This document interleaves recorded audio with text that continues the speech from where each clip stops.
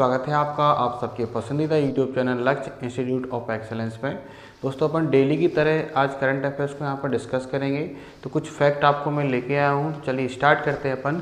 First fact है आपके सामने कि हाल ही में अंतर्राष्ट्रीय सांकेतिक भाषा दिवस जो है वो कब मनाया गया, यानी international sign language day celebrated recently. यानी जो मूक बधिर लोग होते हैं, हैंडीकैप्ड लोग होते हैं, जो बोल नहीं सकते हैं, सुन नहीं सकते, उनके लिए जो दिवस होता है उसी को सांकेतिक भाषा डे या international day of sine language के नाम से जाना जाता है, जो अभी हाल ही में 23 सितंबर को आपका मनाया गया है। ठीक है, यह दिवस सांकेतिक भाषाओं और आपके मूक बधिर की भाषाओं की पहचान और सम्मान करने की, उनकी आपकी मानवाधिकारों को बढ़ावा देने के लिए आपका मनाया जाता है। 23 सितंबर को इसलिए चुना गया है क्योंकि इसी दिन 1951 में विश्व बधिर महासंघ की स्थापना हुई थी, जो बधिर लोगों के अधिकारों के लिए काम करता है। यानी कि जो आपके मूक बधिर लोग हैं, यानी जो बोल नहीं सकते हैं, तो उनके लिए जो हम लोगों ने एक ऑर्गेनाइजेशन बनाया, उसी की स्थापना हुई थी। तो इसीलिए 23 सितंबर को हम लोग जो होते हैं वो हर साल इंटरनेशनल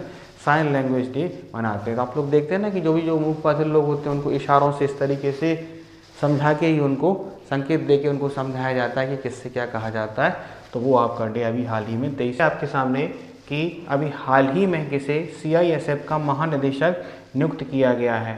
तो अभी केंद्रीय कैबिनेट ने जो है वो प्रवीण कुमार जी को क्या किया है, ITBP का आपका महानिदेशक नियुक्त किया हुआ है, और CISF का जो महानिदेशक है वो प्रवीण रंजन को नियुक्त किया गया है। तो ये आपको याद रखना है, क्लियर है। तो ये दो अपॉइंटमेंट हैं जो अभी केंद्रीय कैबिनेट ने आपका ये डिसीजन लिया है। तो यह दोनों नामों को याद रखिएगा कि ITBP का भी बनाया गया है किसको, प्रवीण कुमार को, और CISF को किसको नियुक्त किया गया है, प्रवीण रंजन को। ठीक है, नेक्स्ट आपके सामने कुछ और अपॉइंटमेंट हैं जो इसी सेक्टर या अलग अलग क्षेत्र से संबंधित लोगों को नियुक्त किया गया है। तो अभी गौरव दास को दक्षिण कोरिया में भारत का नया राजदूत नियुक्त किया गया है।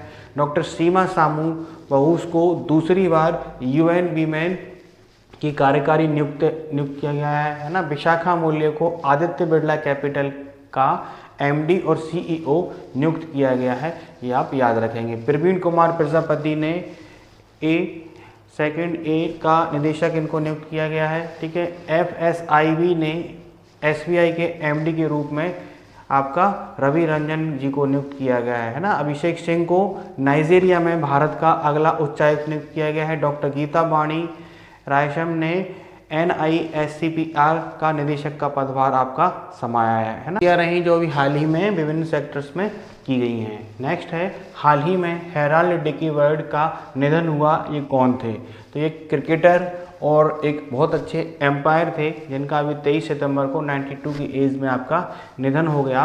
उन्होंने अपने लंबे कैरियर में 66 टेस्ट और 69 वनडे मैच में एम्पायरिंग की थी, और 3 विश्व कप फाइनल में भी निर्णायक भूमिका इन्होंने निभाई थी, है ना। एम्पायर से पहले वह यॉर्कशायर और आपका लीसेस्टरशायर के लिए काउंटी क्रिकेट आपके खेला करते थे, ये आपको याद रखना है, जिनका अभी हाल ही में निधन हो गया। हाल ही में 69th बैलन डे और समारोह का जो आयोजन है वो कहाँ पर किया गया, ये तो अभी हाल ही में इसका जो आयोजन है वो 22 सितंबर को पेरिस में हुआ। ये फुटबॉल के क्षेत्र में जो भी प्रतिभाएं होती हैं उनको सम्मानित करने के लिए आपका आयोजित किया जाता है। पुरुष बैलन डी और सम्मान डेम्बले ने जीता, और जिन्होंने 37 गोल और 15 असिस्ट के दम पर आपकी ये उपलब्धि हासिल की है, ये आप याद रखेंगे, है ना। तो ये फुटबॉल के क्षेत्र में जो भी खिलाड़ी रहते हैं उन सबको सम्मान देने के लिए एक आयोजन किया जाता है। तो अभी हाल ही में इसका 69वां एडिशन कहाँ पर आयोजित किया गया, पेरिस में आयोजित किया गया। ठीक है, हाल ही में किस देश के खिलाड़ी क्विंटन डी कॉक ने अपना ODI संन्यास वापस ले लिया है? तो ये दक्षिण अफ्रीका के विकेट कीपर बल्लेबाज हैं, एक बहुत अच्छे बल्लेबाज हैं जिन्होंने अभी हाल ही में रिटायरमेंट ले लिया था, और फिर इन्होंने अपना वनडे क्रिकेट के लिए आपकी वापसी की है, इन्होंने अपने रिटायरमेंट को वापस कर दिया है। ठीक है, वे अब अक्टूबर-नवंबर 2025 में होने वाले पाकिस्तान दौरे पर दक्षिण अफ्रीकी टीम की वनडे और T20 टीम का आपका हिस्सा होंगे। यह उनकी 1 साल से अधिक समय बाद अंतर्राष्ट्रीय क्रिकेट में वापसी होगी। पिछले बार भी 2024 में इन्होंने T20 वर्ल्ड कप का फाइनल खेला हुआ था। ठीक है, जो भारत और दक्षिण अफ्रीका के बीच T20 वर्ल्ड कप का फाइनल खेला गया था, जिसमें आपकी भारतीय क्रिकेट टीम जो थी वो आपकी विजेत हुई थी, और इसी टीम में हमारे भारतीय क्रिकेट टीम के 3 बड़े खिलाड़ियों ने भी T20 क्रिकेट से संन्यास लिया था। इसमें रोहित शर्मा, भारतीय क्रिकेट टीम के कप्तान, विराट कोहली और रविंद्र जडेजा, इन तीनों ने T20 क्रिकेट से संन्यास लिया था। तो आप सबको पता है कि जो आपके विराट कोहली और रोहित शर्मा हैं अब केवल वनडे क्रिकेट खेलते हैं, टेस्ट क्रिकेट से भी इन दोनों ने संन्यास ले लिया है। ठीक है, चलिए नेक्स्ट देखेंगे, हाल ही में किस राज्य के अहमदनगर रेलवे स्टेशन का आधिकारिक नाम अहिल्यानगर कर दिया गया है? तो महाराष्ट्र का एक अहमदनगर आपका रेलवे स्टेशन है, इसकी घोषणा आपकी अहिल्यानगर के नाम पर आपकी कर दिया गया है। यह नामकरण लोकमाता देवी अहिल्याबाई होलकर को समर्पित है, जो भारत की सबसे प्रतिष्ठित महिला शासकों में से एक मानी जाती हैं। यह परिवर्तन अहमदनगर जिले में हाल ही में अपना ये डिसीजन इन्होंने लिया है, स्थानीय विरासत के संरक्षण के प्रति सार्वजनिक भावना को आपका यह दर्शाता है। ये डिसीजन आपका लिया गया है। ठीक है, तो देवी अहिल्याबाई होलकर आपने नाम सुना ही होगा कि एक भारत की एक महान आपकी शासिका रही हैं, महिला शासिका। श्री चंद्रशेखर ने बॉम्बे उच्च न्यायालय के मुख्य न्यायाधीश के रूप में शपथ ली है। महाराष्ट्र से संबंधित कुछ फैक्ट हैं ये। महाराष्ट्र सरकार ने श्रम कानून सुधारों के अंतर्गत लंबे कार्य घंटों को मंजूरी दी है। नागपुर में मारवत उत्सव बड़े हर्षोल्लास के साथ मनाया गया। यूपीआई के उपयोग में महाराष्ट्र आपका सर्वोच्च स्तर पर आपका रहा है। महाराष्ट्र ने आधिकारिक तौर पर गणेश उत्सव को राज्य उत्सव आपका घोषित किया हुआ है। ठीक है, तो आप सबको पता है कि जो गणपति महोत्सव होता है वो महाराष्ट्र में आपका काफ़ी ज़्यादा चर्चित रहता है। देखिए फ्रेंड, जैसे गणपति उत्सव के बारे में हम लोग चर्चा करते हैं, तो स्वतंत्रता संग्राम के दौरान जो बाल गंगाधर तिलक थे, बाल गंगाधर तिलक ने लोगों को एकत्रित करने के लिए कुछ आयोजनों को शुरू किया था। उनमें से एक गणपति महोत्सव और एक शिवाजी महोत्सव, ये दोनों महोत्सव आपके महाराष्ट्र में उन्होंने मनाना शुरू करे थे। इससे क्रांतिकारी आपस में इकट्ठा हुए थे और तभी से लेकर महाराष्ट्र में जो गणपति महोत्सव है बड़े धूमधाम से मनाया है। और इसी को महाराष्ट्र सरकार ने भी हाल ही में आपका राज्योत्सव आपका घोषित किया है। महाराष्ट्र सरकार ने 5 लाख से अधिक जो वर्कर्स हैं उनके लिए सामाजिक सुरक्षा योजना की शुरुआत की है। महाराष्ट्र के कोली समुदाय ने नारली पूर्णिमा आपकी अभी हाल ही में मनाई है। तो ये महाराष्ट्र से संबंधित कुछ फैक्ट हैं जो अपन लोगों ने यहाँ पर डिस्कस किए हैं।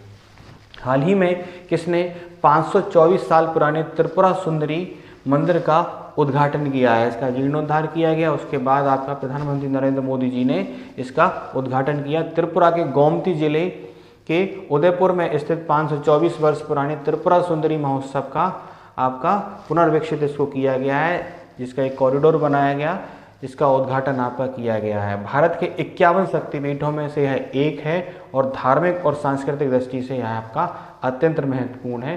तो ये हैं देवी शक्ति, यानी जो पौराणिक मान्यता के हिसाब से जब भगवान जो शिव थे, भगवान शिव की पत्नी थी सती, तो सती जो थी, सती के पिता ने भगवान शिव का अपमान किया था और उनको अपने यहाँ पर बुलाया नहीं था। तो क्योंकि सती के जो पिता थे उन्होंने क्या किया, एक यज्ञ किया, उस यज्ञ में सारे देवी देवताओं को आमंत्रित किया, लेकिन भगवान शिव को नहीं बुलाया, वो उनसे चिढ़ा करते थे, है ना। तो महाराज दक्ष उनका नाम था। तो जब सती माता थी, भगवान शिव की जो पत्नी थी, वो आपके बिना बुलाने पर भी अपने पिता के यहाँ गईं और पिता ने उनका अपमान किया। अपमान करने के बाद उन्होंने अपना आत्मदाह कर लिया था, जल समाधि ले ली थी। तो उनके शव को भगवान जो शिव थे वो अलग अलग जगह पर आपके लेके घूमे थे। तो कहीं पर उनका हाथ गिरा हुआ है, कहीं पर उनका पैर गिरा है, कहीं पर सिर गिरा है, कहीं पर शरीर का अंग गिरा हुआ है। तो ऐसे अलग अलग जगह पर 51 जगह पर आपके उनकी बॉडी के पार्ट्स गिरे हुए हैं, जिनको हम लोग पूरे भारत देश में 51 शक्तिपीठ के नाम से जानते हैं। तो उन्हीं शक्तिपीठ में से एक शक्तिपीठ जो है वो क्या है आपका, ये है। ठीक है, ये आप याद रखेंगे। आपने नाम सुने होंगे बहुत सारे शक्तिपीठ, जिसे कामाख्या शक्तिपीठ आपने नाम सुना होगा। ठीक है, तो ये आप याद रखिएगा। ठीक है, त्रिपुरा से संबंधित कुछ फैक्ट अपन और यहाँ पर जानते हैं कि त्रिपुरा में सबसे पहले AI टूल सभागार को लागू किया गया। न्यायमूर्ति MS रामचंद्रन राव ने त्रिपुरा हाईकोर्ट के नए मुख्य न्यायाधीश के रूप में शपथ ली है। त्रिपुरा भारत का तीसरा पूर्ण साक्षर आपका राज्य बना है। त्रिपुरा सरकार ने किसानों को सशक्त बनाने के लिए और विकसित करने के लिए आपका कृषि संकल्प अभियान आपका शुरू किया है। पूर्वोत्तर भारत में त्रिपुरा में एकीकृत एक्वा पार्क की स्थापना की गई है ना।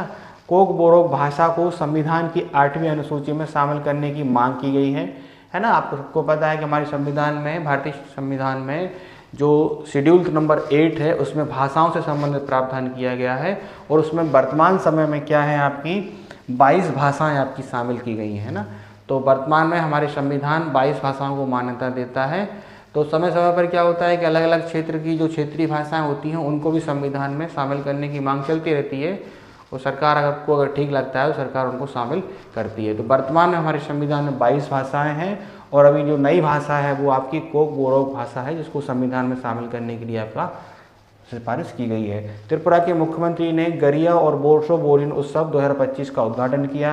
त्रिपुरा में भारतीय कृत्रिम अंक निर्माण निगम अपना पहला सहायक उत्पादन केंद्र आपका स्थापित करेगा, ये आपको याद रखना है। हाल ही में किस देश ने मिसाइल रोधी लेजर प्रणाली आयरन बीम का सफल परीक्षण किया हुआ है? तो ये इजराइल ने किया हुआ है। अभी हम लोग देख रहे हैं कि इजराइल जो है वो नए नए आयाम आपका स्थापित कर रहा है, नए नए आविष्कार कर रहा है, और वो ये लेज़र के माध्यम से, मतलब इजराइल ने कम खर्च पर दुश्मन की मिसाइल को आकाश में ही खत्म करने का लेज़र आधारित हथियार तैयार कर लिया है। यह इसी वर्ष सेना के इस्तेमाल के में आ जाएगा। इजराइल रक्षा मंत्रालय ने बताया है कि आयरन बीम नाम के इस हथियार के सारे परीक्षण हो गए हैं और यह पूरी तरीके से सफल है। यानी लेज़र के माध्यम से क्या होगा कि आपका, जैसे आज हम लोग किसी भी कोई फाइटर प्लेन होता है, कोई ड्रोन होता है, उसका अटैक हो रहा है और उसको ज़मीन पे गिराना चाहते हैं, तो उसके लिए से आप हथियारों का यूज़ करते हैं। तो इसमें लेज़र के माध्यम से आपका क्या होगा, किरणें भेजी जाएंगी और उसको ऊपर ही आपका ख़त्म कर लिया जाएगा। आप लोगों ने देखा होगा, है ना। तो ये आप याद रखेंगे। इजराइल से संबंधित, इजराइल ने उन्नत जासूसी उपग्रह ओपेक 19 का परीक्षण किया है। इजराइल ने एडवांस कम्युनिकेशन सैटेलाइट ड्रोन 1 का आपका लॉन्चिंग की है। इजराइल ने ऑपरेशन राइजिंग लाइन शुरू किया है। इजराइल ने $1.4 बिलियन की राष्ट्रीय खाद्य सुरक्षा योजना शुरू की है। इजराइल के शोधकर्ताओं ने ऑटिज्म से संबंधित मस्तिष्क गतिविधियों की आपकी खोज की है। इजराइल ने भारतीय यात्रियों के लिए ई वीज़ा शुरू कर दिया है। इजराइल ने हमलावरों के रिश्तेदारों को निर्वासित करने का कानून आपका पास किया है। इजराइल एडीबी का आपका जो है वो 69वां का मेंबर आपका बना है ना। ये आपको याद रखना है। तो ये इजराइल से संबंधित कुछ फैक्टर है जो अपन लोगों ने यहाँ पर डिस्कस किए हैं, इनको आप लोग क्या करिएगा, याद कर लीजिएगा। चलिए नेक्स्ट देखेंगे, हाल ही में भारत और किस देश ने रक्षा सहयोग के लिए रक्षा समझौते पर ज्ञापन पर हस्ताक्षर किए हुए हैं? तो भारत की वैश्विक सामरिक साझेदारी को मजबूत करने की दिशा में एक और कदम उठाया है।